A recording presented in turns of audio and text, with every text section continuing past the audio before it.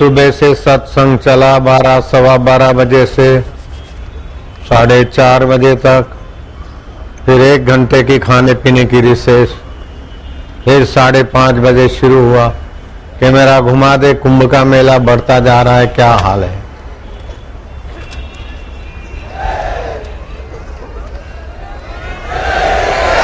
जी जागरण के द्वारा देश परदेश में लोग सुनते होंगे और वेबसाइट के द्वारा तो विश्व के कई देशों में, कई शहरों में रोज सुनते रहते हैं, देखते रहते हैं। A to Z के द्वारा भी इस सत्संग महायज्ञ का दीदारबाजी हरिराजी करते होंगे। भगवान की विशेष विशेष महती कृपा होती है, तब ये 5 चीजें मिलती है। मनुष्य जन्म मिलता है, श्रद्धा मिलती है, श्रद्धा पत्थर के जलाशय के अमुक जगह पर हो, ये तो और ठीक है, लेकिन जागृत महापुरुष के सत्संग में श्रद्धा हो जाए, ये परम विशेषता भगवान की। और फिर सुख के साधन में आसक्ति न हो और दुख में भगवान की कृपा समझ के दुख हारी का उस दुख में दीदार हो, समझ लो भगवान ने कृपा करने में आखिरी कर दिया। बैठ जाओ लाला लालिया।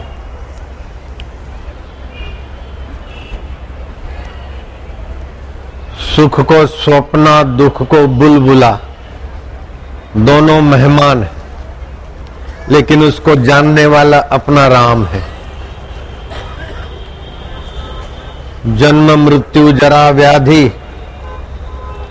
ये पंच भौतिक शरीर से लगा है, लेकिन जो जरा को व्याधि को जानता है वो जरा और व्याधि से निराला है। ऐसा ज्ञान देने वाला सत्संग मिलना समझो ईश्वर की आखिरी में आखिरी कृपा है। बैठ जाओ बेटे, आरती बाद में करते हैं, जल्दी से बैठ। लोग हैं, मुझे तो आखिरी वाले दिखते नहीं है, आपको भी मैं कम दिखता हूँगा। ये मेरा दायां हाथ है और ये बायां हाथ है, दायां बायां दायां बायां। इसके बीच में बापू की सफेद कपड़ों में सफेद दाढ़ी दिखती होगी कि नहीं, अल्लाह जाने। ये मेरे बाल हैं, अब तिलक किया होता लाल तो दिखता। अब ये बीच में ये मेरा सिर है। मैं इनसे न्यारा हूं और तुम भी इनसे न्यारे हो। जैसे घड़े से घड़े का आकाश न्यारा है,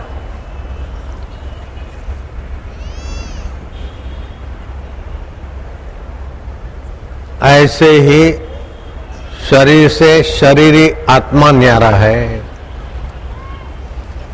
आज सत्संग बहुत सूक्ष्मतर सूक्ष्मतम अवस्था वाला चला था। इस बार 3 जगह पर गुरु पूनम हो गई। पहली तारीख सुबह को इंदौर में, पहली शाम को अहमदाबाद और दूसरी सुबह को अहमदाबाद, और दूसरी दोपहर को 12 बजे से लेके 4:20 तक यहां चली, फिर 5:30 से अब चल रही है। जिन हरि कथा सुनी नहीं काना, हरि किसको बोलते हैं? जो पाप ताप दुख दरिद्रता अज्ञान शोक मोह हर ले और अपना स्वभाव भर ले, उसका नाम है हरि। एक होता है रित, दूसरा होता है सत्य। रित बोलते हैं एक छेड़ा पकड़ो दूसरा छेड़ा पकड़ो हाथ में आए, और सत्य बिना पकड़ के स्वतः सिद्ध है। जैसे हाथ पकड़ा पैर पकड़ा शरीर आया, बाल पकड़े शरीर आ गया, गाड़ी का हैंडल पकड़ा, आ गया, दरवाजे का हैंडल पकड़ा, दरवाजा आ गया।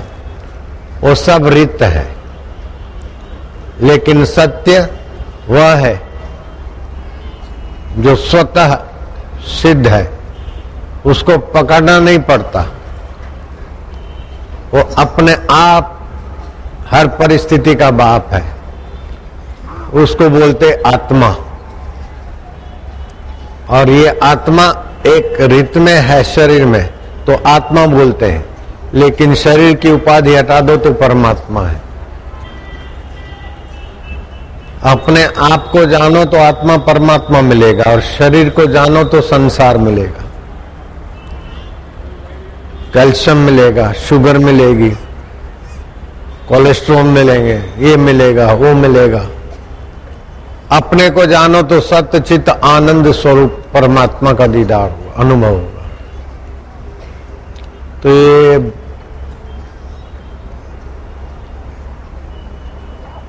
भगवान की कृपा की पराकाष्ठा है।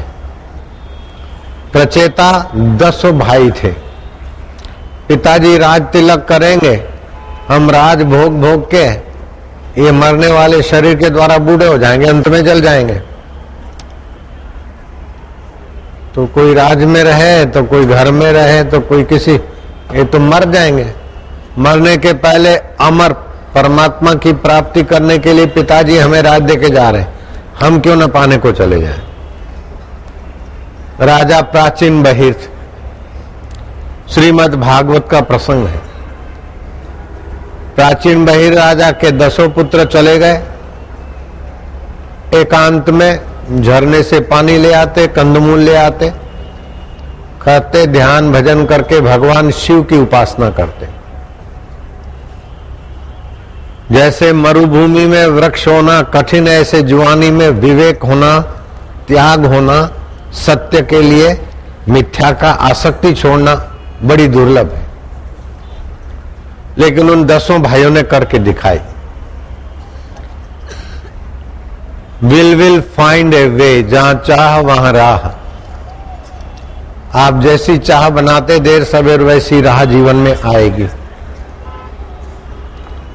भोग विलास की चाह बनाएंगे तो आप भोगी विलासी विकारी कपटी बनेंगे, और ईश्वर को पाने की चाह बनाएंगे तो आप सरल सज्जन ईश्वर प्राप्ति के साधक बन जाए। आपकी चाह कैसी? इसलिए चाह बनाने में सावधान रहो, और परिस्थिति आए तो सम रहो। ये जीवन में सफल होने की कुंजी है। वफाई के 2 तरीके हैं, आजमा के देख ले। या बन जा उसी का, नहीं तो उसे अपना बना के देख ले। या तो सोहम स्वरूप अपना आपा है, या तो हे प्रभु मैं तेरा हूं। प्रचेताओं ने शिव जी की उपासना की। सप्ताह की कतारें, महीनों की कतारें पसार होते, जब